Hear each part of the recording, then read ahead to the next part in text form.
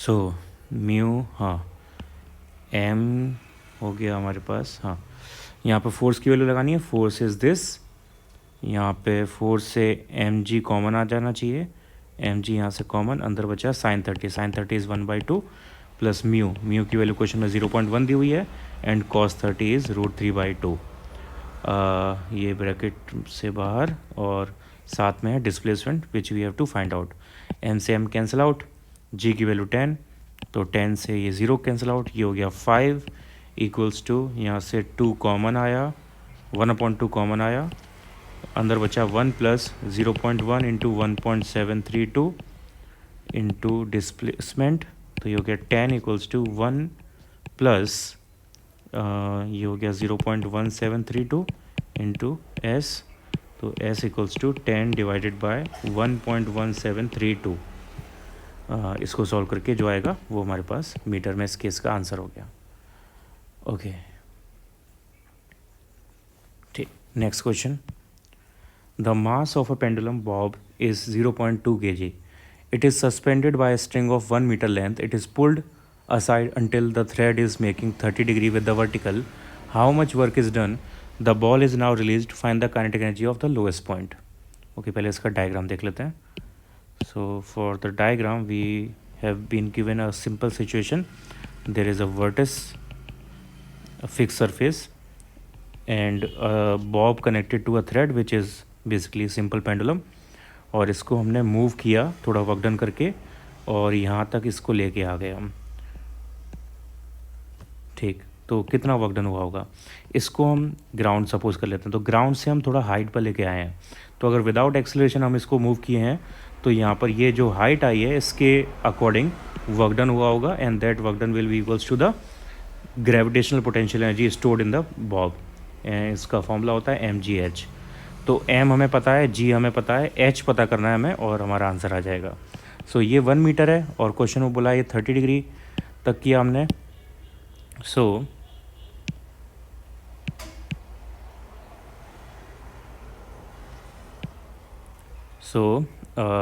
यहाँ से निकाल सकते हैं हम ट्राइंगल से, that this distance will be 1 into cos 30, that means √3/2 metre. So this distance will be 1 minus √3/2 meter. So h भी आ गया हमारे पास, that means W equals to mass. मास की वैल्यू है 0.2 kg, और g की वैल्यू क्वेश्चन में 10 दी हुई है, और h हो गया हमारे पास 1 minus 1.732 divided by 2. So it is 2 into 1 minus 0.866. सो इसको सॉल्व करके हमारे पास आएगा 2 इंटू 0.134 करेक्ट। तो ये आ गया 0.268 जूल्स आंसर। पहले केस का आंसर ये हो गया, और सेकंड केस में हमसे पूछा हुआ है the ball is now released, find the kinetic energy of the lowest point. Okay, ये ए पॉइंट है, ये बी पॉइंट है। अब ए पॉइंट और बी पॉइंट के बीच में कोई फ्रिक्शनल फोर्स है नहीं, दैट मीन्स ए पॉइंट की सारी एनर्जी बी पॉइंट की सारी एनर्जी के बराबर होगी, by conservation of energy, by conservation of mechanical energy. And since A point पर बॉडी रुकी हुई है, तो ए पॉइंट पर काइनेटिक एनर्जी 0 है, तो ए पॉइंट की सारी एनर्जी यू ए के बराबर होगी, यानी ए पॉइंट की पोटेंशियल एनर्जी के बराबर। और बी पॉइंट पर हाइट 0 है, क्योंकि वो जो रेफरेंस ग्राउंड था वहाँ तक आ गया बॉब, तो बी पॉइंट पर पोटेंशियल एनर्जी 0 होगी। तो यहाँ पर के ए 0 है, और यहाँ पर पोटेंशियल एनर्जी 0 है, तो ई बी की सारी एनर्जी काइनेटिक एनर्जी के बराबर होगी, और यू ए जो हमने निकाला हुआ डब्ल्यू के बराबर है, that means kinetic energy at B point यानी lowest point is also 0.268 joules by the principle of conservation of energy. Okay, next question. A block of mass 1 kg moving on a horizontal surface with a speed v initial 2 meter per second enters a rough patch ranging from 0.1 to 2.01. Retarding force Fr on the block in this range is inversely proportional to x. Okay, k की value ये है, what is the final kinetic energy and speed, final speed of the blocks as it crosses the patch. Okay, तो हमें relation दिया हुआ है, ये relation clearly हमें बता रहा है दैट एफ आर का जो फंक्शन है वो ये है फॉर दिस रेंज, और इससे बाहर जाओगे किसी भी वैल्यू पर तो फिर फ्रिक्शनल फोर्स ज़ीरो हो जाएगा। तो बेसिकली इसके कहने का मतलब ये है कि फ्रिक्शनल फोर्स सिर्फ इस रेंज में काम कर रहा है, यानी 0.1 से लेके 2.01 तक फ्रिक्शनल फोर्स काम कर रहा है। और इस फ्रिक्शनल फोर्स के लिए हमें फाइनल काइनेटिक एनर्जी निकालनी है। तो उसके लिए हमें इनिशियल काइनेटिक एनर्जी भी पता होनी चाहिए। पहले इनिशियल काइनेटिक एनर्जी निकालते हैं। So initial kinetic energy equals to 1/2 mass into initial velocity. तो इनिशियल वेलोसिटी हमें क्वेश्चन में दी हुई है 2 मीटर पर सेकेंड और मास दिया हुआ है 1, तो ये हो गया 1/2 1 इंटू 4 यानी 2 जूल्स।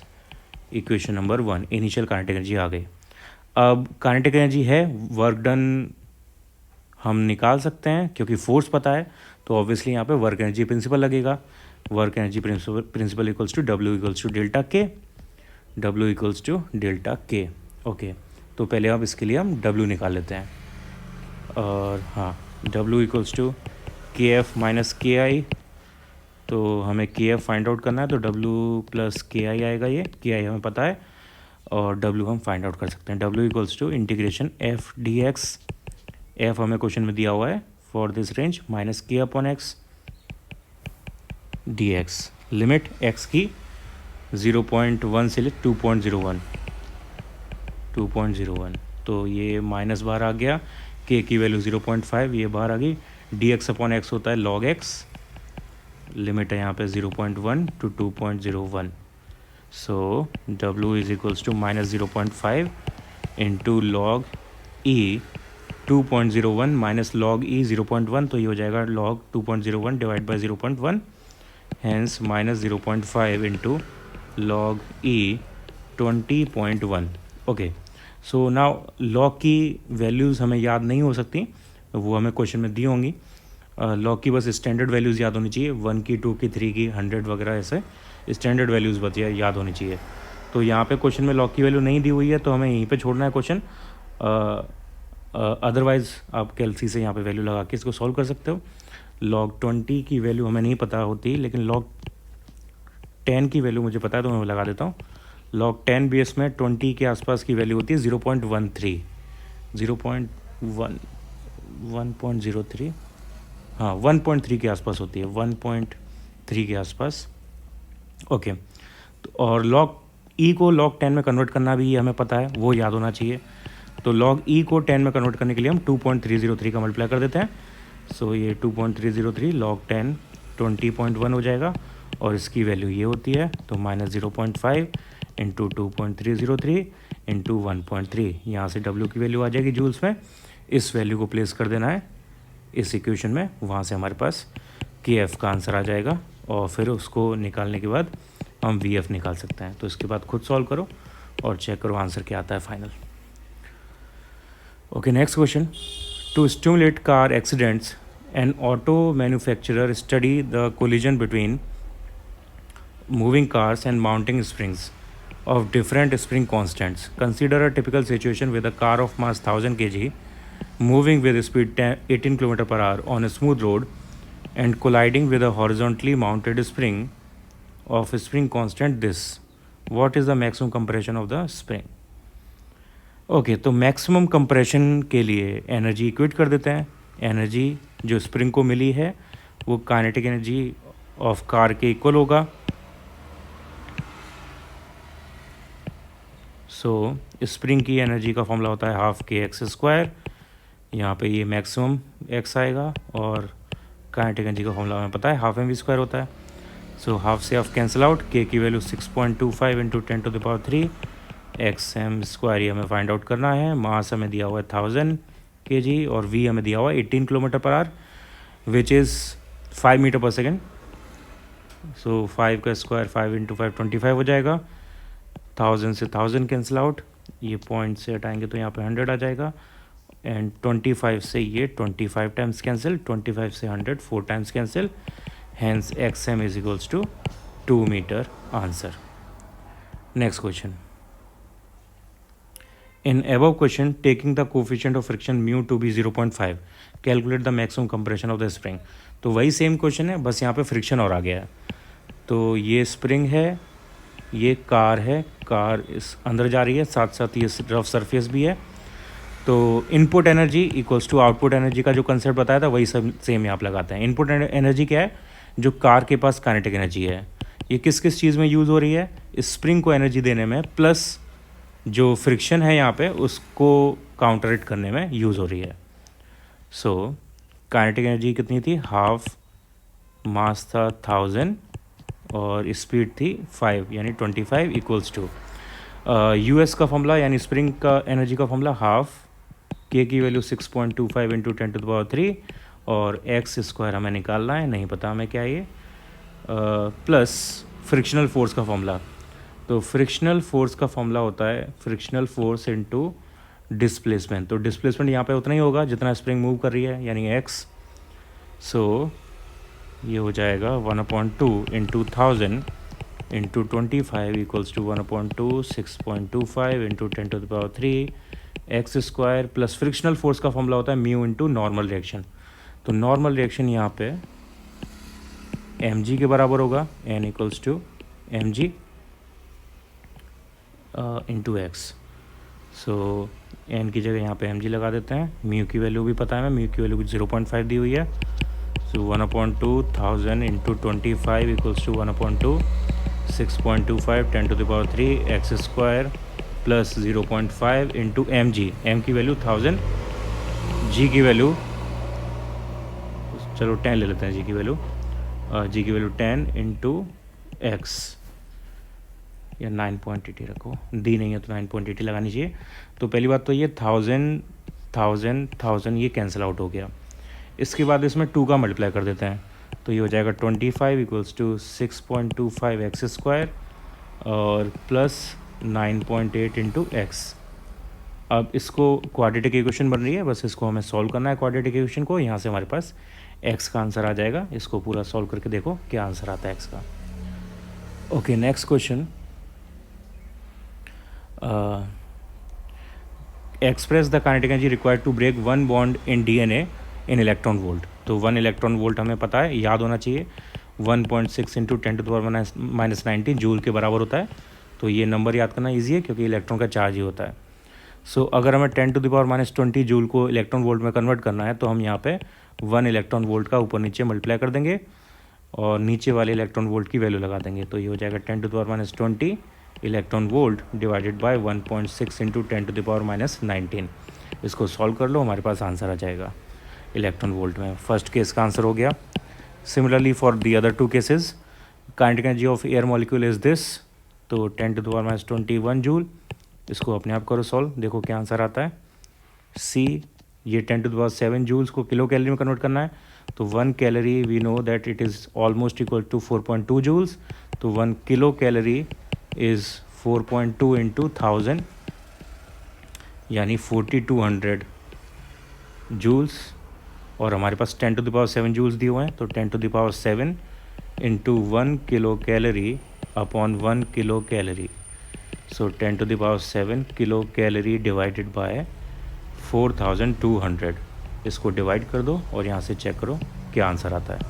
तो तीनों आंसर ये होमवर्क में आपको कंप्लीट करना है। Next question, a vehicle of mass 10 quintals climbs up a hill 200 metre high and then moves on a level road with velocity 36 km/h. Calculate its total mechanical energy while running on the top of the hill. Okay, तो question में मास दिया हुआ है हमें 10 quintals, तो ये हो गया 10⁻3। 1 क्विंटल इज़ 100 kg, तो ये 1000 kg हो गया। हाइट हमें दी हुई है 200 मीटर और on then moves on a level road with velocity 36 km/h। Okay, यानी इसको ऊपर चढ़ते चढ़ते इसने जो फाइनल स्पीड एक्वायर कर ली वो 36 km/h है। सो विच इज़ 10 मीटर पर सेकेंड। ओके, तो फर्स्ट ऑफ ऑल इसको ऊपर चढ़ने में जो पोटेंशियल एनर्जी लगी होगी, जो उसने पोटेंशियल एनर्जी रीच की होगी, वो उसका फॉर्मूला होगा mgh। तो मास हमें दिया है 1000, जी की वैल्यू क्वेश्चन में नहीं गिवन है तो 9.8 लेनी चाहिए, वी की वैल्यू है 10 तो इसका स्क्वायर हो गया 100। सो ये हो गया 9.8 इंटू 10⁻5 जूल्स। ये तो पोटेंशियल एनर्जी की वैल्यू हो गई। साथ साथ काइनेटिक एनर्जी हम स्पीड से निकाल सकते हैं, हाफ एम वी स्क्वायर, तो हाफ एम की वैल्यू 1000 और वी की वैल्यू 100, वी स्क्वायर की वैल्यू 100। सो ये हो गया 5 into 10⁴ joules, 5 into 10⁴ joules in. और हमें अब चाहिए क्या, मैकेनिकल एनर्जी टोटल, तो mechanical energy equals to kinetic energy plus potential energy, दोनों को ऐड कर दो और देखो आंसर क्या आता है। कंप्लीट करो इसे। Next question, a ball falls under gravity from a height of 10 metre with an initial downward velocity u. It collides with ground and loses half its energy and then rises back to the same height. Find the initial velocity u. A ball falls under gravity from a height of 10 meter with an initial downward velocity. Okay, इसका मतलब यहाँ से इसको drop किया, initial velocity थी इसके पास और ये h हाइट तक ड्रॉप होके और वापस आई बॉल सेम हाइट तक वापस आई। और जब वापस आई तो इसका मतलब ये मैक्सिमम हाइट है, यानी यहाँ पे इसकी फाइनल वेलोसिटी 0 है और टकराने के बाद इसने लूजेस हाफ इट्स एनर्जी, जो इसके पास टोटल एनर्जी थी मैकेनिकल उसका हाफ इसने लूज़ कर दिया। ओके, तो कितनी एनर्जी थी इसके पास पहले वो चेक करते हैं। ए पॉइंट पे एनर्जी देखते हैं, तो ए पॉइंट पे total energy is half m u square plus m g h, और ये सपोज़ बी पॉइंट है तो, और ये सी पॉइंट है, तो सी पॉइंट पर जो एनर्जी है उसका हाफ लूज़ हो गया, यानी बी पॉइंट की एनर्जी ए पॉइंट की एनर्जी की हाफ होगी। दैट मीन्स ये होगी 1/2 half m u square plus m g h, और बी पॉइंट की एनर्जी हम निकाल सकते हैं, ये एम जी एच के इक्वल है सिंपली, क्योंकि वी ज़ीरो है वहाँ पे, तो ये हो गया एम जी एच, 2 का इधर multiply equals to half m u square plus m g h. M common लेके सब में से कैंसिल आउट, जी एच को इस साइड लेके आएंगे तो ये जी एच हो जाएगा, ये 2GH और ये u square, hence u equals to √2GH। Answer. सारे क्वेश्चंस आपको वीडियो पॉज करके मेरे करने से पहले आपको सॉल्व करना है, अदरवाइज़ मैं थोड़ा फास्ट करूँगा, आपको समझ में नहीं आएगा कैसे हुआ है, आपको लगेगा कि आपको आ गया है, आप सिर्फ नोट कर लोगे और ये क्वेश्चन वेस्ट हो जाएंगे। तो बेटर ये है सबसे पहले सॉल्व करो, अगर बिल्कुल भी क्वेश्चन नहीं आता तो सॉल्यूशन देखो और उसके बाद भी इसको अगले दिन दोबारा अपने आप ट्राई करने की कोशिश करो। हिंट्स देखो, पूरा सॉल्यूशन में देखो, हिंट्स देखो और उसके बाद खुद ट्राई करने की कोशिश करो। Next question, a bullet of mass 10 gram travels horizontally with a speed this and is observed by a wooden block of mass this suspended by a string. Find the vertical height through which the block rises. G equals to this. Okay. तो ये wooden block था, इससे bullet एक टकराई और टकराने के बाद ये सपोज़ h हाइट पर आ गया और ये ग्राउंड है तो इनिशियल हाइट इसकी 0 थी। ओके, तो जब ये h हाइट पर आया और इसके अंदर बुलेट एम्बेडेड है, तो बुलेट और ब्लॉक को टोटल मिला के मास हुआ 910 ग्राम। तो ये 910 ग्राम का जो टोटल मास है, इसके पास पोटेंशियल एनर्जी आई टोटल G इंटू एच, यानी 910 divided by 1000 into 10 into height हमें निकालनी है। और ये एनर्जी कहाँ से आई, ये एनर्जी बुलेट की काइनेटिक एनर्जी से आई, क्योंकि और कहीं तो कुछ एनर्जी वेस्ट हो नहीं रही है। So kinetic energy of bullet equals to ये यू जी फाइनल। तो बुलेट की काइनेटिक एनर्जी का formula half mass of bullet दिया हुआ है क्वेश्चन में 10 ग्राम, तो 10/1000 इंटू वी बुलेट की स्पीड जो कि क्वेश्चन में गिवन है 100 मीटर पर सेकेंड है, तो 100 का स्क्वायर यानी 1, ये 100 का स्क्वायर और यू जी की वैल्यू 910,000 इंटू 10 इंटू एच। 1000 से 1000 कैंसिल आउट, 10 से 10 कैंसिल आउट, या एच इक्वल्स टू आ गया 1000 डिवाइडेड बाय 2 इंटू 91, यानी 500 डिवाइडेड बाय 91। तो इसको सॉल्व कर लो मीटर में, ये इसका आंसर आ जाएगा 500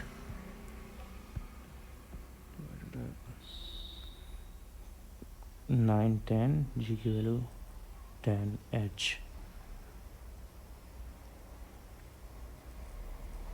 मास।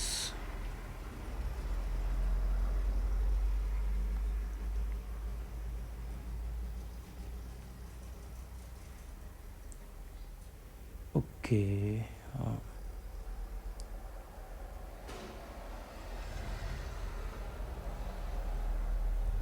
MgH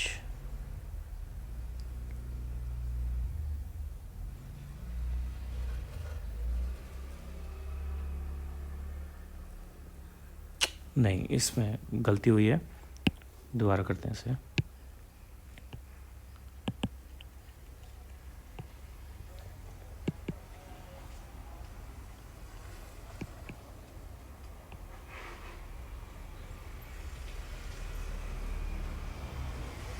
ओके, देखो क्या गलती है इसमें, कैसे पता चला।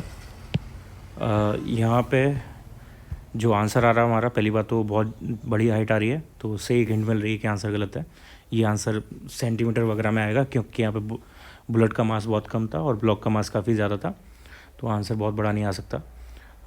ओके, तो पहली चीज़ तो वो। दूसरी चीज़, इसमें हमने मोमेंटम कंजर्वेशन कहीं नहीं लगाया, जबकि यहाँ पे कोलिजन भी हो रहा है। तो मोमेंटम कंजर्वेशन लगा के हम यहाँ पे टकराने के बाद इन दोनों की वेलोसिटी निकाल सकते हैं, यानी इनिशियल जब ये टकरा जाएगा इससे और जब मोमेंटम ट्रांसफ़र होगा तो इनकी वेलोसिटी क्या होगी, फाइनल वेलोसिटी। अब क्योंकि यहाँ पे जो बुलेट है वो एम्बेड हो रही है, यानी फंस जा रही है ब्लॉक में, तो दोनों की वेलोसिटी सेम हो जाएगी। That means it is perfectly inelastic type of collision, perfectly inelastic collision. So उसके लिए केस क्या बनेगा, m1u1 प्लस m2u2। तो u2 ज़ीरो है, इनिशियली ब्लॉक रेस्ट में था, और एंड ये हो गया m1 plus m2 into v। सो यहाँ से v इक्वल्स टू आ जाएगा m1u1 divided by m1 plus m2, और m1 की वैल्यू यानी बुलेट की मास दिया हुआ है 10 ग्राम, तो 10/1000, और u1 दिया हुआ है 100 डिवाइडेड बाय, ये हो गया m1 प्लस m2 यानी 10 ग्राम प्लस 900 ग्राम, यानी 910 ग्राम डिवाइडेड बाय 1000। सो ये आ गया अपने पास 100/91 मीटर पर सेकेंड, ये वेलोसिटी आ गई। तो इसका मतलब इनिशियल काइनेटिक एनर्जी ब्लॉक और बुलेट दोनों की मिला के हो गई हाफ, मास हो गया टोटल कितना 910 ग्राम, तो 910/1000 इंटू स्पीड है 100/91 स्क्वायर, और इतनी एनर्जी हाइट पर जाके होगी, तो UG के बराबर होगी, UG इक्वल्स टू MgH। तो M इक्वल्स टू 910/1000, G की वैल्यू 10, H की वैल्यू H। तो इससे ये कैंसिल आउट, बचा अपने पास 1/2 100 into 100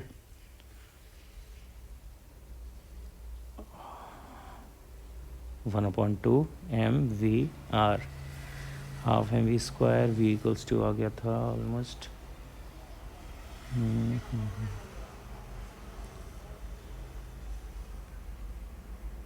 okay 100 into 100/91 into 91 equals to 10 into H. तो ये इससे 1000 और 2 से ये 5 टाइम्स कैंसिल, तो h इक्वल्स टू आया 500 डिवाइडेड बाय 91 इंटू 91। ओके, इसको सॉल्व करके जो आएगा वो हमारा आंसर है। इसको कैलकुलेट कर लेना, देखना क्या आंसर आता है। Okay, next question. 2 masses as shown in figure are released from their positions. Calculate the velocities with which the mass 5 kg touches the surface of its if its initial height from the surface is 4 meter. Also show that the gain in kinetic energy of the system is equal to the loss in potential energy. Okay, so पहली चीज़ तो हमें ये निकालनी है कि ये 5 kg जब ग्राउंड से टच करेगा तो इसका वेलोसिटी कितना होगा। इनिशियल स्पीड इसकी ज़ीरो है ऑब्वियसली, तो v equals to u plus या v square equals to u square plus 2as formula लगाएंगे, और डिस्टेंस है यहाँ पे इनिशियल 4 मीटर, जैसा क्वेश्चन में बोला हुआ है। u की वैल्यू 0, तो v स्क्वायर इक्वल्स टू आ गया 2 इंटू a इंटू 4, यानी 8 इंटू a। तो इसके लिए हमें एक्सेलरेशन निकालनी है। ये सिंपल पेंडुलम का केस है। सिंपल पेंडुलम में एक्सेलरेशन का फॉर्मूला होता है, सॉरी सिंपल पेंडुलम नहीं, टाइप 1 कंस्टेंट मोशन है, इसमें एक्सेलरेशन का फॉर्मूला होता है m1 minus m2 divided by m1 plus m2 into G. तो ये हो गया 5 माइनस 2/5 प्लस 2 इंटू जी की वैल्यू 10। a इक्वल्स टू आ गया 3/7 इंटू 10, 30/7 मीटर पर सेकेंड स्क्वायर। सो यहाँ से v स्क्वायर आ जाएगा 8 × 30/7, 8 × 30/7। Okay, so v equals to आ गया √8 × 30/7। इसको सॉल्व कर लो अंडर रूट को और चेक करो क्या है, वो हमारा आंसर मीटर पर सेकेंड है। ओके, ये तो पहली चीज़ आ गई। दूसरा, अब हमें प्रूव करना है कि काइनेटिक एनर्जी और पोटेंशियल एनर्जी सेम है। The gain in kinetic energy and is equal to loss in potential energy. तो काइनेटिक एनर्जी में गेन कितना हुआ, डेल्टा के equals to final minus initial. तो फाइनल है हमारे पास हाफ mv², हाफ m की वैल्यू है 5 और v हमने निकाला, ये हो गया। हाँ, और इनिशियल है 0 क्योंकि u की वैल्यू 0 थी। तो हाफ m की वैल्यू 5 और v² हो गया 8 × 30/7। सो ये यहाँ से आ जाएगा डेल्टा के इक्वल्स टू 20 × 30 यानी 600/7 जूल्स। ये हमारे पास गेन इन काइनेटिक एनर्जी आ गया। अब लॉस इन पोटेंशियल एनर्जी निकालते हैं। तो loss in potential energy delta u equals to u initial minus u final. तो यू इनिशियल था mgh, m की वैल्यू 5, g की वैल्यू 10, h की वैल्यू कितनी थी 4, mgh 4, और माइनस फाइनल काइनेटिक एनर्जी होगी, फाइनल पोटेंशियल एनर्जी होगी 0। सो ये आया 200 के आसपास, 200 जूल्स के आसपास। ओके, हाँ नहीं, एक गलती होगी, पूरे सिस्टम के लिए पूछा हुआ है, हमने सिर्फ 5 kg के लिए निकाल दिया, पूरे सिस्टम के लिए फाइंड आउट करना है इसे। ओके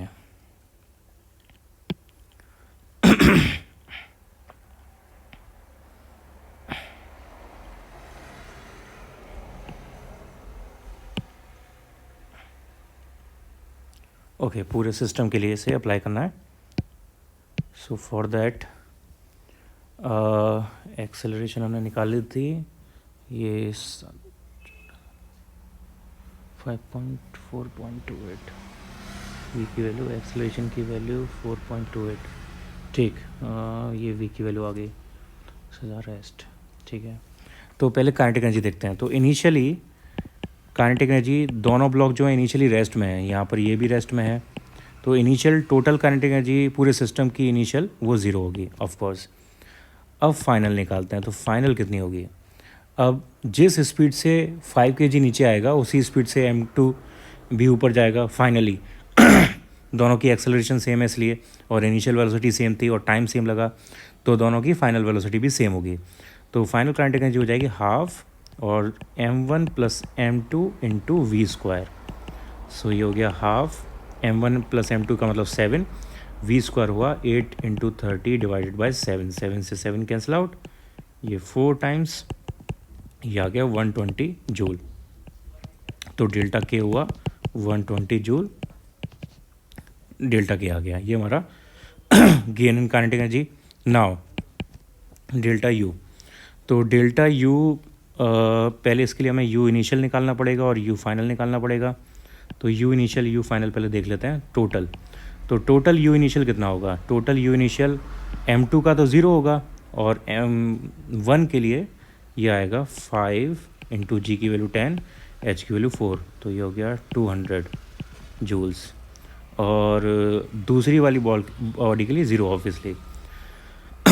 और यू फाइनल क्या होगा, यू फाइनल पहली वाली बॉडी के लिए 0 हो जाएगा क्योंकि ये ग्राउंड पे आ जाएगी, लेकिन दूसरी वाली बॉडी फिर हाइट पर आ जाएगी और सेम हाइट पर आएगी क्योंकि सेम वायर है। तो ये हो जाएगा 2 × 10 × 4, तो 80 जूल्स। तो यहाँ से आ गया u initial minus u final, 200 - 80 यानी 120 जूल्स। तो गेन इन काइनेटिक एनर्जी और लॉस इन पोटेंशियल एनर्जी दोनों सेम आ रहे हैं। Delta k is equals to delta u, hence proved, दोनों सेम आ गए। Okay, next question. In a ballistic demonstration, a police officer fires a bullet of mass this much with a speed this much on soft plywood of thickness this much. Bullet emerges with 10% of its initial kinetic energy. What is the emergent speed? Okay, तो ये simple है, इसमें तो हमें सिर्फ initial kinetic energy है कितनी वो देखनी है। तो initial kinetic energy half m v square या वी इनिशियल स्क्वायर। तो मास हमें दिया हुआ है, वी इनिशियल नहीं दिया हुआ, नहीं दिया हुआ है, वी इनिशियल है। तो जो फाइनल काइनेटिक एनर्जी है it is 10% of initial kinetic energy. So half m v final square equals to 10/100 half m v initial square. तो हाफ एम से हाफ एम कैंसिल आउट, ये हो गया v final equals to 1/√10 v initial. तो 200 divided by √10 200 divided by √10 ये लगभग आएगा 360। हाँ, इसको सॉल्व कर लेना, √10 की वैल्यू लगा के जो आ रहा है वो हमारा यहाँ पे आंसर हो जाएगा। ओके, इसके अलावा कुछ और पूछा हुआ है इसमें? नहीं, ठीक। तो ये question complete. Next question is length of steel wire increases by this much when it is loaded with a weight of this much. Calculate force constant of the wire, work done in stretching the wire. Okay, तो wire की जो stretching है वो spring की तरह काम करती है। तो स्प्रिंग का फॉर्मूला यहाँ पे अप्लाई कर सकते हैं हम, which is F equals to KX। Magnitude के लिए माइनस लेना ज़रूरी नहीं है। सो फोर्स यहाँ पे W वेट के बराबर होगा और वेट का फॉर्मूला M इंटू जी होता है। तो M हमें क्वेश्चन में 5 दिया हुआ है, G की वैल्यू नहीं दी हुई तो 9.8 लेंगे। K की वैल्यू हमें निकालनी है, स्प्रिंग कांस्टेंट या फोर्स कांस्टेंट, और X हमें दिया हुआ है 0.5 सेंटीमीटर, दैट बिकम्स 0.5/100 यानी 5/1000। तो 5 से 5 cancel out, K equals to आ गया 9.8 इंटू 1000 न्यूटन पर मीटर। ओके, पहला आंसर ये हो गया। ठीक, इसके बाद हमें निकालना है वर्क डन। तो work done is equals to the spring potential energy which is half KX square. तो हाफ K की वैल्यू 9.8 इंटू 1000 और X की वैल्यू 0.5 यानी 5/1000। तो 5 इंटू 5/1000 इंटू 1000, 1000 से 1000 कैंसिल आउट, ये आया W equals to 4.9 into 25 divided by 1000। So ये 40 टाइम्स कैंसिल, तो 4.9 डिवाइडेड बाय 40 यानी 0.49 डिवाइडेड बाय 4 यानी 0.12 समथिंग जूल आंसर। ये हमारे पास वर्क डन आ गया। Next question, a spring of force constant 24 is resting on a frictionless horizontal surface. A force of 10 Newton is applied on the block of the mass 4 kg at one end of the spring. What is the speed of the block when it has been moved through a distance of 0.5 meter? Okay. तो रफली इसका diagram कुछ ऐसा दिखेगा। ये एक spring है, normally rest में रखी थी, फिर एक ब्लॉक लिया हमने, इससे ब्लॉक अटैच्ड है, ब्लॉक पे हमने 10 न्यूटन का फोर्स लगाया, 10 न्यूटन का ब्लॉक पे फोर्स लगाया तो ये ब्लॉक आगे की तरफ आएगा और इस फोर्स की वजह से इस पर एक एक्सेलरेशन आ जाएगी और उसकी वजह से एक स्पीड आ जाएगी। ठीक है, so through what is speed when it is move through distance, और डिस्टेंस इस फोर्स के साथ इसने मूव किया 0.5 मीटर। तो जो 10 न्यूटन के फोर्स ने वर्क किया होगा वो वर्क किस किस काम में आ रहा होगा? ये तो इनपुट हो गया हमारा वर्क, ये एक तो ब्लॉक को काइनेटिक एनर्जी देने के काम में आएगा प्लस स्प्रिंग को पोटेंशियल एनर्जी देने के काम में आएगा। तो वर्क डन का फॉर्मूला हमें पता है फोर्स इनटू डिस्प्लेसमेंट, फोर्स और डिस्प्लेसमेंट हमें दोनों दिए हुए हैं। काइनेटिक एनर्जी का फॉर्मूला हमें पता है हाफ mv स्क्वायर और स्प्रिंग पोटेंशियल एनर्जी का फॉर्मूला हमें पता है हाफ KX स्क्वायर। यहाँ पे S और X दोनों इक्वल होंगे, जितना ब्लॉक आगे गया उतना ही स्प्रिंग स्ट्रेच हुई होगी। और K की वैल्यू भी हमें क्वेश्चन में दी हुई है, सारी वैल्यूज यहाँ पे प्लेस कर देते हैं। So it will give us force की वैल्यू 10 न्यूटन, S की value 0.5 equals to half M दिया है 4 kg और V हमें नहीं पता। ठीक है, V हमें निकालना है, V square plus half K की वैल्यू कितनी है, spring constant is 24, spring constant is 24 और X की वैल्यू अगेन 0.5 तो इसका स्क्वायर हो गया 0.25। ठीक है, तो यहाँ से आया अपने पास 5 2 12 6 तो 2.5 equals to v square plus ये हो गया हमारे पास 150 यानी v square equals to 2.5 minus 1.5 that is 1 hence v equals to 1 metre पर सेकेंड आंसर। ये वी का आंसर आ गया। Okay, next question. Two blocks A and B are connected to each other as shown in figure. The pulley is frictionless and the spring and string and spring are massless. Block B slides over the horizontal top surface of stationary block C and block A. Block C and block A slides along vertical side of C, both with same uniform speed. Spring constant of spring is this much. Coefficient of friction is this much. If the mass of block A is 2 kg, calculate the mass of block B, energy stored in spring. Okay, थोड़ा complicated question है। Question को पहले pause करके video को 2-3 बार read करो, question क्या बोल रहा है यहाँ पे। तो ये ब्लॉक सी ऐसे ये ग्राउंड पे रखा हुआ है, ब्लॉक सी के ऊपर ब्लॉक बी रखा हुआ है, ब्लॉक बी से एक पुली के थ्रू एक स्प्रिंग अटैच्ड है और स्प्रिंग से फिर एक ब्लॉक ए अटैच्ड है। तो इससे पहली बात तो ये यहाँ पे जो टेंशन क्रिएट होगी वो हर पॉइंट पर सेम होगी क्योंकि सेम वायर है, और जो स्प्रिंग फोर्स लगेगा वो टेंशन के इक्वल होगा। तो spring force equals to tension equals to k x, equation number 1। और हमें यहाँ पे दिया क्या हुआ है, के की वैल्यू दी हुई है। और ठीक है, इसके अलावा टेंशन जो है ये ए ब्लॉक का हम फ्री बॉडी डायग्राम बनाएंगे तो टेंशन की इक्वेशन भी मिल जाएगी हमें। ये पूरा स्टेशनरी दिया हुआ है हमें, ब्लॉक पुलिस फ्रिक्शनलेस ब्लॉक सी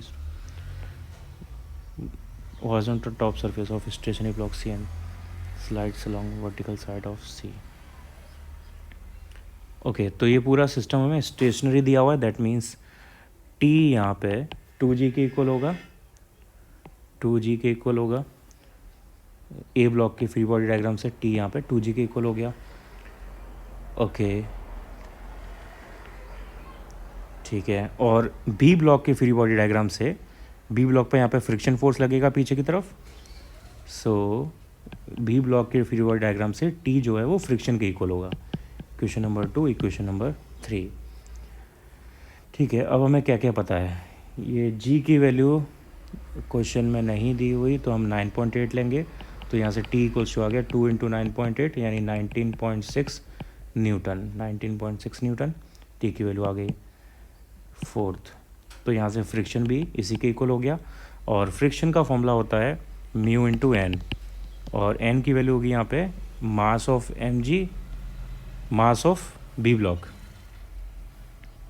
ओके, हमसे पूछा क्या हुआ है, coefficient of friction between the blocks 0.2। If mass of block A is 2 kg तो हमें मास ऑफ बी ब्लॉक निकालना है। ओके, तो फ्रिक्शन फोर्स बी ब्लॉक पे जो लग रहा है वो mu into mass of B block into G के बराबर होगा, और ये है वैल्यू 19.6 के बराबर। म्यू की वैल्यू क्वेश्चन में 0.2 दी हुई है, और मास ऑफ बी ब्लॉक हमें निकालना है, जी की वैल्यू 9.8 इक्वल्स टू 19.6। तो यहाँ से ही आ गया 2 टाइम्स कैंसिल, तो m B equals to 10 kg, m B equals to 10 kg पहला आंसर हो गया। इसके बाद हमसे पूछा है energy stored in the spring. तो स्प्रिंग की एनर्जी का formula half k x square, और के की वैल्यू हमें क्वेश्चन में दी हुई है, और एक्स कैसे निकालेंगे, एक्स हम निकाल सकते हैं ये फर्स्ट इक्वेशन से। सो इसके लिए टी की वैल्यू 19.6 थी हमारे पास, के की वैल्यू हमें क्वेश्चन में दी है कितनी है 1960 के की वैल्यू, और ये एक्स। तो यहाँ से एक्स इक्वल्स टू हो गया 19.6 1960, दैट मीन्स 1/100 एक्स की वैल्यू हो गई। तो 1/2 के इज़ 1960, एक्स इज़ 1/100 इंटू 100। इसको सॉल्व कर लो और देखो सॉल्व करके इसे कितना आता है। ये हमारा यूएस स्प्रिंग पोटेंशियल एनर्जी का आंसर हो जाएगा। Okay, next question. If a body of mass m suspended by a spring comes to rest after downward displacement y0, force constant निकालना है, loss in gravitational potential energy निकालनी है, gain in potential energy, elastic potential energy निकालना है। Okay, तो first चीज़ equilibrium में है ये, स्प्रिंग कम्स टू रेस्ट। जब रेस्ट में आ गया तब ये इक्विलिब्रियम में हो गया। दैट मीन्स उस केस में जो वेट है वो स्प्रिंग फोर्स के इक्वल हो जाएगा। वेट का मतलब mg और स्प्रिंग फोर्स kx, और x की वैल्यू यहाँ पे दी है y0, तो ky0। तो यहाँ से स्प्रिंग फोर्स हो गया mg डिवाइडेड बाय y0। ये हमारा पहला आंसर हो गया यहीं से। दूसरा, loss in gravitational potential energy, तो ये y0 नीचे आया, तो y0 नीचे आया तो यहाँ से जो स्प्रिंग पोटेंशियल एनर्जी में लॉस हुआ वो mg y0 हो गया। दूसरा आंसर सी, पोटेंशियल एनर्जी में गेन कितना हुआ। अब इलास्टिक पोटेंशियल एनर्जी में गेन कितना हुआ ये निकालना है हमें। ठीक है, तो इसके लिए हम लगाएंगे यहाँ पे फॉर्मूला। इसके पास इनिशियली पोटेंशियल एनर्जी थी टोटल mg/y0, और जब ये नीचे आया तो उसके पास कुछ काइनेटिक एनर्जी आई होगी, और जो एनर्जी बची होगी वो इलास्टिक पोटेंशियल एनर्जी में गई होगी, तो यू ई बोल देते हैं इसे। अब जो काइनेटिक एनर्जी होती है उसका एक रिलेशन होता है यू के साथ जनरली। तो काइनेटिक एनर्जी टोटल एनर्जी के इक्वल होती है नेगेटिव में, और टोटल एनर्जी इक्वल होती है पोटेंशियल एनर्जी के हाफ के। ये एक रिलेशन हमेशा याद रखना, ये बहुत काम का रिलेशन है, हर जगह यूज़ होगा। सो दैट मीन्स के की वैल्यू यहाँ से हो जाएगी, नेगेटिव साइन ज़रूरी नहीं है, 1/2 mg/y0 के की वैल्यू हो जाएगी। तो यहाँ से यू ई बचेगा। अगर यू में से इतना हमने काइनेटिक एनर्जी निकाल दिया तो हमारे पास बचा क्या, 1/2 mg/y0। ये हमारे पास इलास्टिक पोटेंशियल एनर्जी बचेगी। ये रिलेशन ज़रूर याद रखना, ये हर जगह पे आगे काम आएगा, बहुत इंपॉर्टेंट रिलेशन है। बिना कैलकुलेशन के हम यहाँ से काइनेटिक से टोटल एनर्जी और टोटल एनर्जी से पोटेंशियल एनर्जी निकाल सकते हैं। Okay, next question, estimate the amount of energy released in nuclear fusion this reaction. यहाँ पे मास ऑफ 1h2 ये दिया हुआ है, बाकी सारी चीज़ें, और 1u। तो फर्स्ट पॉइंट कुछ चीज़ें हमें याद रखनी है। ये 1u का मतलब क्या है, ये है atomic mass unit, atomic mass unit, और ये कांस्टेंट है जो हमें याद रखना है। ये हर जगह दिया नहीं होगा, हमें ये याद रखना ज़रूरी है। तो एटॉमिक मास यूनिट याद रखना है, आगे 12th में स्पेशली बहुत काम आएगा। तो अभी 11th में बिना इसको याद रखे चल सकता है, लेकिन जितना जल्दी याद कर लो उतना अच्छा है।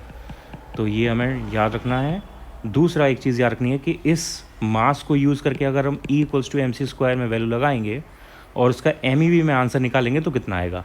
तो 1u is equivalent to 931 mega electron volt. ये एक फिगर याद रखना है, ये भी काफ़ी हेल्प करेगा। जैसे इसी क्वेश्चन में मैं दिखाऊंगा कितना यूज़फुल है ये। अगर इसको हम यूज़ ना करें तो बहुत कैलकुलेशन जो है हमारी लंबी हो जाएगी, और इसके साथ बहुत ईजी हो जाएगा। ठीक है, तो हमें यहाँ पे एनर्जी निकालनी है इस रिएक्शन में जो निकल रही है, तो उसका फॉर्मूला होगा E = mc², specifically E = delta mc²। मास में कितना चेंज आया, तो इनिशियल मास माइनस फाइनल मास। इनिशियल का मतलब है रिएक्टेंट्स का मास, फाइनल का मतलब है प्रोडक्ट का मास। तो इनिशियल मास यानी रिएक्टेंट्स का मास, दैट इज़ 2 टाइम्स 1h2 का मास, 2 टाइम्स 1h2 का मास, और 1h2 का मास दिया हुआ है 2.0141, तो ये हो गया 4.0282 एटॉमिक मास यूनिट। फाइनल मास कितना होगा, फाइनल मास इज़ 2he3 का मास और न्यूट्रॉन का मास, तो 3.0160 प्लस न्यूट्रॉन का मास है 1.0087, तो ये हमारे पास आ गया यहाँ से 7 and 14 1 2 0 and 4। ठीक है, ये u। अब यहाँ से डेल टाइम, इन दोनों वैल्यूज़ को यहाँ पे प्लेस कर दो, और यहाँ से डेल टाइम निकालो। डेल टाइम कितना आएगा, डेल टाइम आएगा लगभग यहाँ से 247, हाँ ये 5 और ये हो गया 7 12 7 7 0 राइट, नहीं 7 4 3 0 0.0 u। ये हमारे पास डेल्टा एम की वैल्यू हो गई।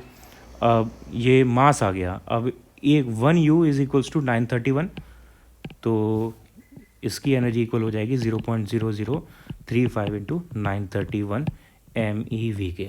इसका मल्टीप्लाई कर लो, इसका मल्टीप्लाई करने पे हमारे पास ऑलमोस्ट आएगा, चेक करो इसका मल्टीप्लाई करके कितना आता है, वो हमारा इसमें आंसर हो जाएगा। तो ये हमने डायरेक्टली यहाँ पे लगा दिया। अगर हम ये नहीं लगाते तो पहले तो हमें 1U की वैल्यू लगानी पड़ती इसमें, तो इसमें मल्टीप्लाई करना पड़ता 1.661 इंटू 10⁻27 का। फिर इसके बाद इसमें मल्टीप्लाई करना पड़ता C की वैल्यू का 3 इंटू 10⁸, उसका स्क्वायर करके इसको हम मल्टीप्लाई करते, और फिर जो आता है उसमें डिवाइड करते हम मेगा इलेक्ट्रॉन वोल्ट की वैल्यू का, तब जाके हमारे पास आंसर आता है और कैलकुलेशन इससे 4 टाइम्स ज़्यादा हो जाती।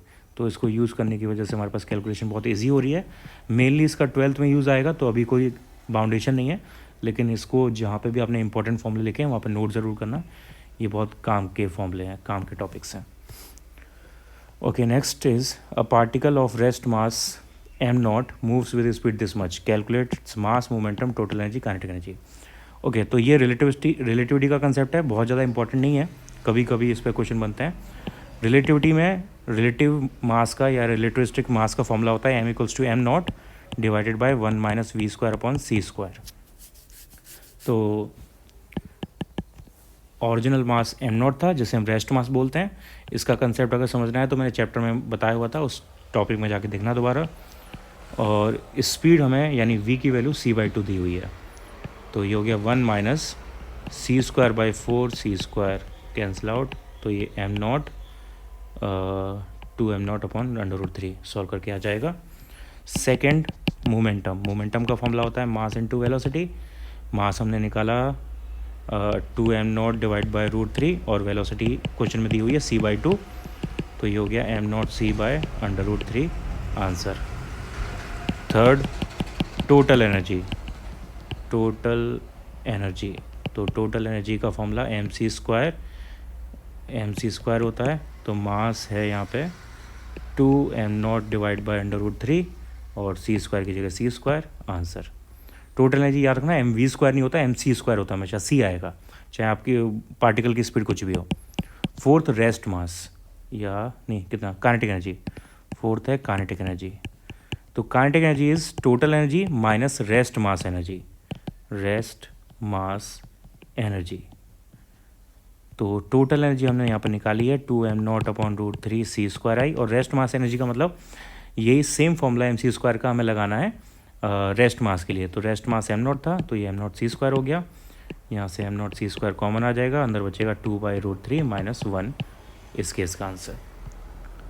Okay, next question, how much mass is converted into energy per day in nuclear power plant operated at 10⁷ kilowatt.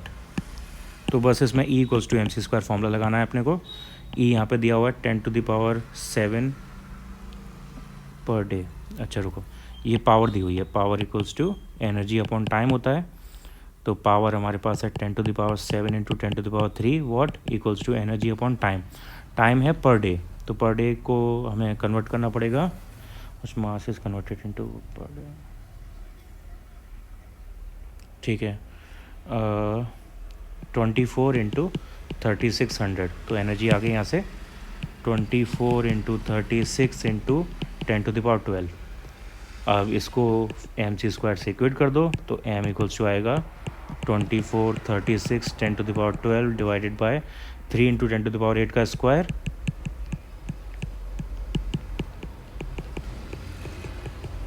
12 9 × 10⁻16। सो यहाँ से बचा अपने पास 4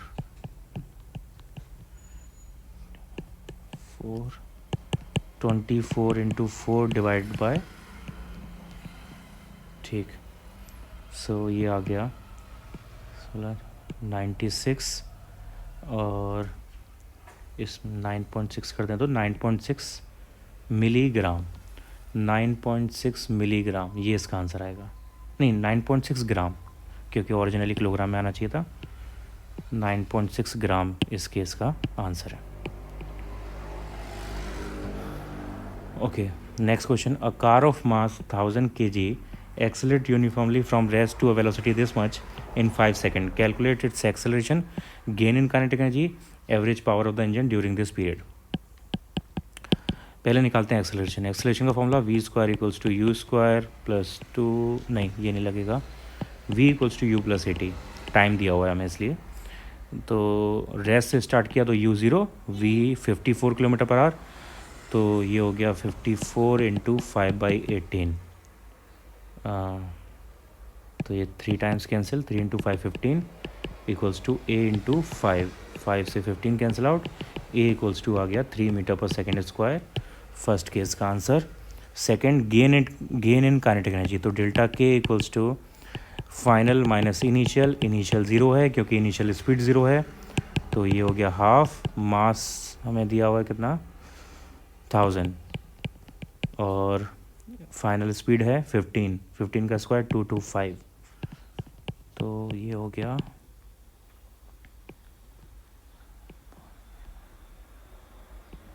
1125 इंटू 10⁻², यानी 1.125 इंटू 10⁻5 joules answer. Next, average power. तो एवरेज पावर का फॉर्मूला है total work done upon total time. तो टोटल वर्क डन जो है वो गेन इन काइनेटिक एनर्जी के बराबर होगा, तो ये हो गया 1.125 इंटू 10⁻5 डिवाइडेड बाय टाइम दिया था हमें 5. सो यहाँ से आंसर आया 0.225 इंटू 10⁻5, यानी 2.25 इंटू 10⁻4 वॉट्स. ये इस केस का answer. Okay, next question. An electric motor use to lift an elevator and its load, total mass this, to height this, time taken for the job is 20 seconds. What is the work done? What is the rate at which work is done? Efficiency of the motor is 75%. At which rate the energy is supplied to the motor? Okay, video को pause करके इसको अपने आप एक बार try करके देखो. यहाँ पे हमें मास दिया हुआ है 1500 kg टोटल. हाइट दी हुई है 20 मीटर. टाइम कितना लगा, 20 सेकेंड. ठीक, तो पहली बात तो ये कि कितना वर्क डन होगा मोटर से, मोटर कितना ऊपर ले जाने के लिए इसे कितना वर्क डन करना पड़ेगा, पहले हम ये निकालते हैं. तो वर्क डन जो करना पड़ेगा वो पोटेंशियल एनर्जी के इक्वल होगा, यानी mgh. m की वैल्यू 1500, g की वैल्यू क्वेश्चन में नहीं दी हुई, तो 9.8, और h की वैल्यू 20. ओके, इसको सॉल्व कर लो. इसको सॉल्व करके अपने पास आएगा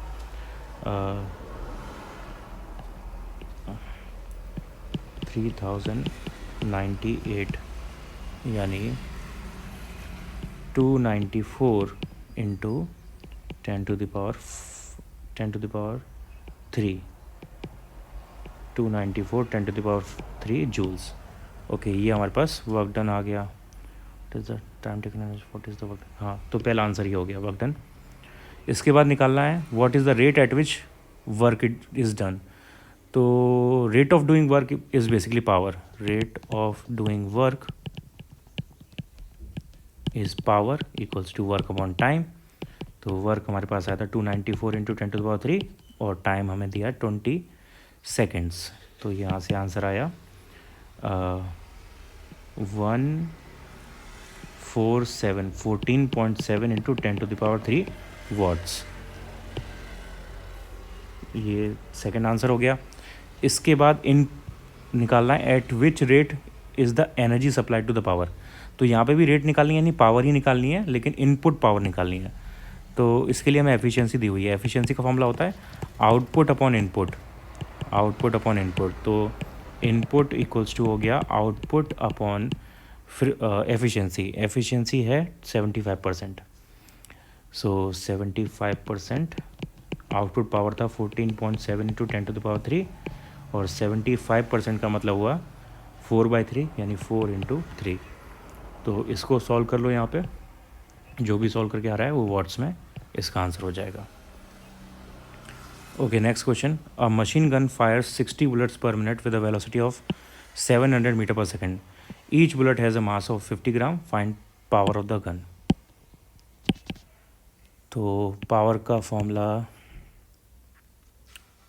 वर्क अपॉन टाइम या एनर्जी अपॉन टाइम. तो वर्क एनर्जी का मतलब हुआ टोटल नंबर ऑफ बुलेट्स और एक बुलेट की एनर्जी. एक बुलेट की एनर्जी यानी एक बुलेट की काइनेटिक एनर्जी के बराबर होगा, तो हाफ मास हो गया 50/1000 किलोग्राम करने के लिए, और वी हमें 700 दिया हुआ है, तो 700 स्क्वायर पर मिनट यानी 60 सेकेंड्स। तो यहाँ से इसको सॉल्व कर लो, जो सॉल्व करके आता है वो आंसर है इसका, हाफ mv²। ठीक है, हाँ, इससे इसका आंसर आ जाएगा वॉट्स में।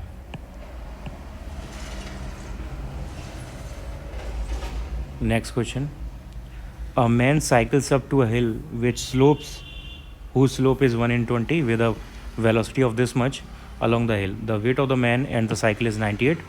What work per minute is the man doing? What is his horsepower? Okay, time है पर मिनट पूछा हुआ है 60 सेकेंड्स, और हमें हिल के ऊपर लेके जाना है, तो यहाँ पे थीटा के लिए 1 in 20 दिया हुआ है। अब ये याद रखना, स्लोप कभी भी ऐसे बोला हुआ है, अगर slope is x in y, तो इसका मतलब होता है sine theta is equals to x upon y. तो यहाँ पे साइन थीटा इक्वल्स टू हो जाएगा 1/20। साइन थीटा पता है हमें। फोर्स कौन कौन से लग रहे होंगे यहाँ पे, एक तो इसका m g sine theta factor लग रहा होगा इस साइड, जिसको मेंटेन करना है अपने को। ठीक है, okay. Man cycle slope is this, weight of the man and the cycle is this, what work पर। हाँ, और यहाँ पे फ्रिक्शन का कहीं जिक्र नहीं किया, तो फ्रिक्शन यहाँ पे हम 0 अज्यूम कर लेते हैं। ठीक है, और स्पीड हमें दी हुई है 6.4 किलोमीटर पर आवर, जिसको हमें मीटर पर सेकंड में चेंज करने के लिए 5/18 से मल्टीप्लाई करना पड़ेगा। सो ये सॉल्व करके देखना ऐसे कितना आता है। यहाँ पे ये क्वेश्चन नंबर 1, मास हमें दिया हुआ है 98 kg। ठीक है, तो पहले निकालते हैं पावर। तो पावर का फॉर्मूला होता है फोर्स इंटू स्पीड। फोर्स यहाँ पे ये इसको बैलेंस करना है हमें, तो फोर्स हो गया mg साइन थीटा, और स्पीड 6.4 इंटू 5/18। मास की वैल्यू 98, जी की वैल्यू क्वेश्चन में नहीं दी तो 9.8 लेंगे, साइन थीटा 1/20, और ये 6.4 इंटू 5/80। इसको सॉल्व करो, ये वॉट्स में पावर आ जाएगी, रेट ऑफ डूइंग वर्क। अब हमें निकालना है इसको हॉर्स पावर में। ये पहला आंसर आ गया हमारे पास, यहाँ से सॉल्व करना है इसे। अब हॉर्स पावर में निकालने के लिए इसमें हम 746 का डिवाइड कर देंगे, because 1 horse power is equals to 746 watts. तो ये आ जाएगा P इक्वल्स टू, ये जो भी इसकी वैल्यू आई है 9.86.4 into 5 divided by 360 divided by 746। यहाँ से इसे सॉल्व करो और आंसर हॉर्स पावर में आ जाएगा। ठीक है, ऐसे कंप्लीट करो क्वेश्चन को।